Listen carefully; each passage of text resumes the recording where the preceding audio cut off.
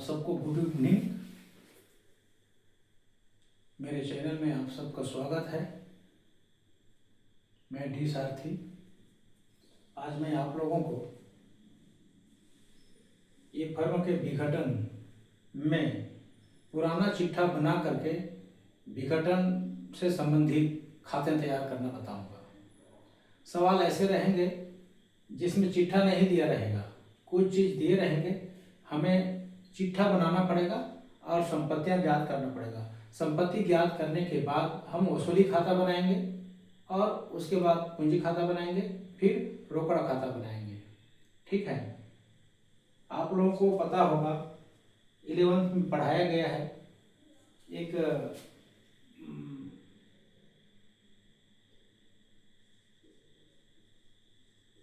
दायित्व बराबर संपत्तियां, ये इक्वेशन है, समीकरण है। दायित्व बराबर संपत्तियां, हम लोग इसी के आधार पर बनाएंगे सवाल। ठीक है, तो आपका सवाल नंबर 25 है। सवाल नंबर 25 इसमें है, हरि, मोहन और गौतम साझेदार हैं। वे लाभ हानि का विभाजन पूंजी के अनुपात में करती हैं। उनकी पूंजी 31 दिसंबर 94 को क्रमशः 30,000, 20,000, 10,000 थी। इस तिथि पर फर्म के दायित्व 6,000 के एक संभावित दायित्व को छोड़कर है जो इस तिथि पर देय था, किंतु अभी तक पुस्तकों में सम्मिलित नहीं किया गया था। 30,000 के थे। ठीक है, इसके अतिरिक्त गौतम ने फर्म को 6,000 रुपये का ऋण दिया था। इसमें अब संपत्ति कितनी है इसकी जानकारी हमें नहीं है, इसलिए हम लोग पहले चिट्ठा बना लेते हैं। ठीक है, चिट्ठा बनाने के बाद वसूली खाता बनाएंगे।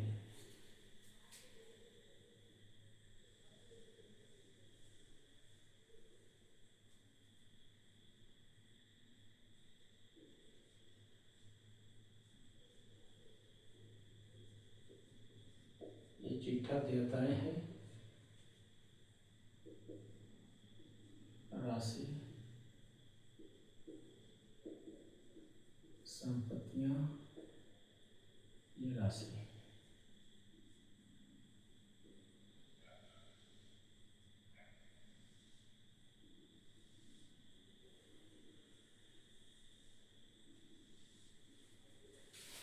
तो पूंजी दिया गया है, हरि, मोहन और गौतम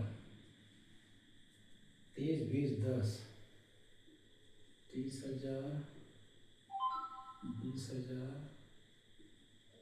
10,000 और एक दायित्व है 30,000 का और गौतम का ऋण है 6,000 का। संपत्ति तरफ रोकड़ भी नहीं दिया गया है, तो 30, 20, 50, 10, 60, 30, 90, 96,000 होता है। कितना होता है? 96,000। दायित्व का योग 96,000 है। ये सूत्र में देखिए, दायित्व बराबर संपत्तियां उतनी होगी, तो इसी को हम 96,000 को विविध संपत्ति मानेंगे। विविध संपत्ति 96,000। इस तरह से हमारा ये चिट्ठा, पुराना चिट्ठा तैयार हो गया। ठीक है, अब बनाएंगे हम वसूली खाता।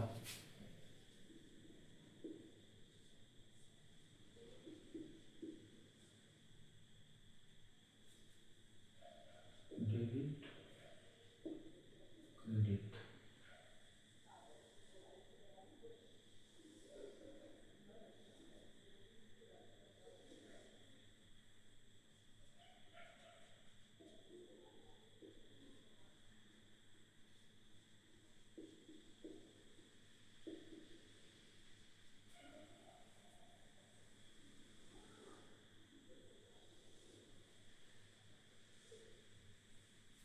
इधर लिखेंगे विविध संपत्तियां,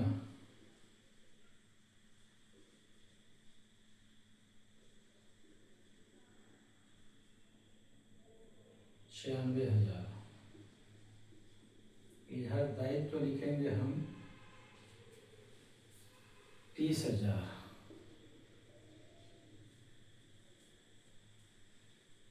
ठीक है, साझेदार का ऋण तो आता नहीं है, नहीं लिखेंगे। इसके बाद प्रश्न में बोला है कि 31 दिसंबर 94 को साझेदारी समाप्त करते हैं, समस्त संपत्तियों से कुल 1,44,000 रुपये मिले। इधर लिखेंगे रोकड़ खाते को, रोकड़ खाते को 1,44,000।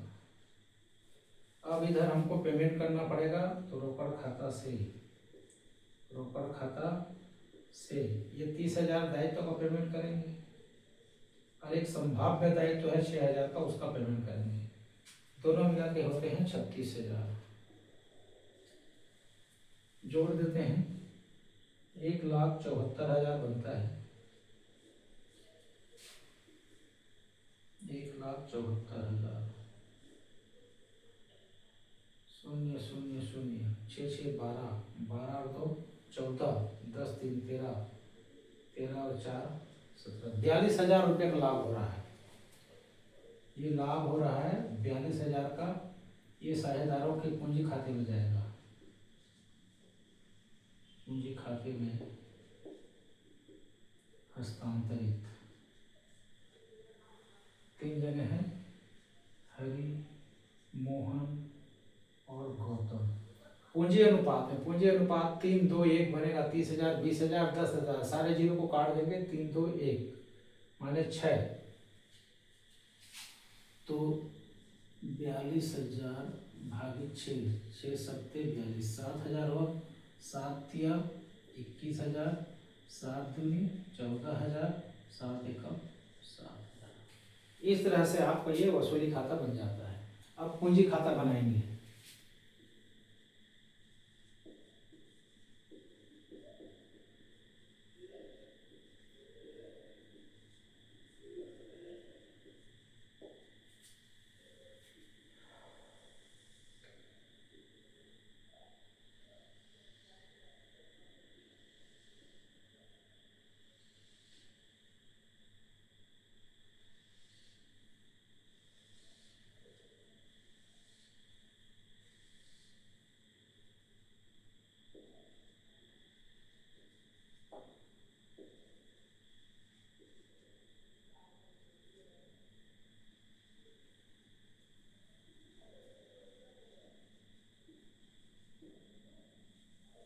ये इधर लिखेंगे शेष लाया गया, इसका 30,000, 20,000, 10,000।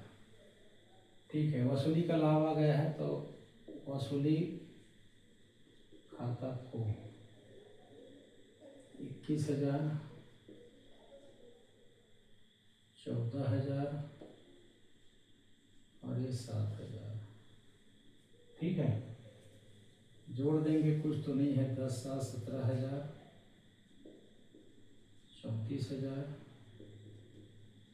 51,000। इधर लिखेंगे रोकड़ खाता से, रोकड़ खाता से 51,000, 34,000, 17,000। खाते बंद कर देंगे, इसलिए इसी को जोड़ के लिख देंगे।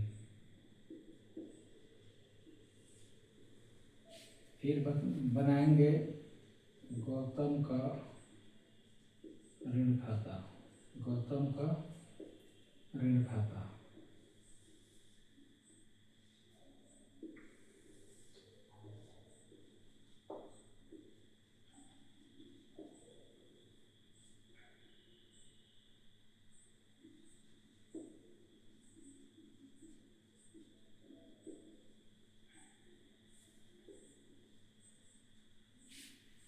यहाँ लिखेंगे शेष लाया गया 6,000 का है, ये 6,000। इधर रोकड़ खाता से, रोकड़ खाता से 6,000 पेमेंट कर दिए। इसके बाद बनाएंगे रोकड़ खाता।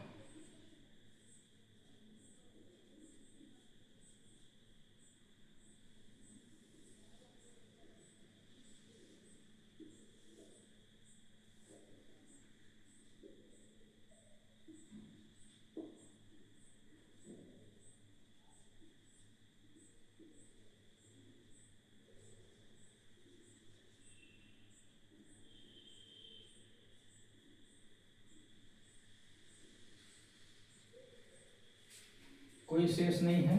यहाँ वसूली से पैसे मिला नहीं, वसूली से पैसे मिला, डेबिट में आएगा।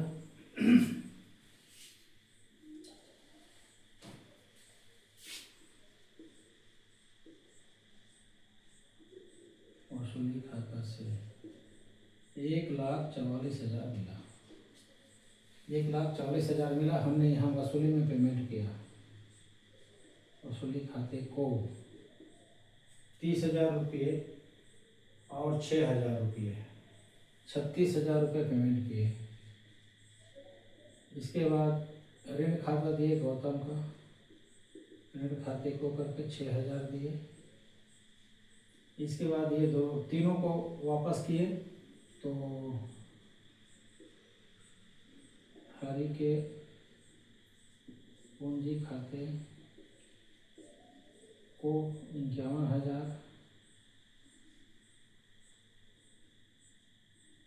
मोहन के पूंजी खाते को 34,000 और गौतम के पूंजी खाते को 17,000। 6 6 12, 5 17, 7 24, 5 5 10, 4 14, 1,44,000 का टोटल होता है। इस तरह से आपका ये पहले चिट्ठा बनाना, फिर वसूली खाता बनाना, फिर साझेदारों के पूंजी खाता बनाना, फिर रोकड़ खाता बनाना, इस तरह से खाते तैयार हो जाता है। मैं समझता हूँ समझ आ गया होगा। मेरे पढ़ाने में आपको समझ आता होगा, पसंद आता होगा, तो मेरे चैनल को सब्सक्राइब करें, लाइक करें, कमेंट करें। तो आज के लिए इतना ही, कल इसको ख़त्म करता हूँ। ठीक है।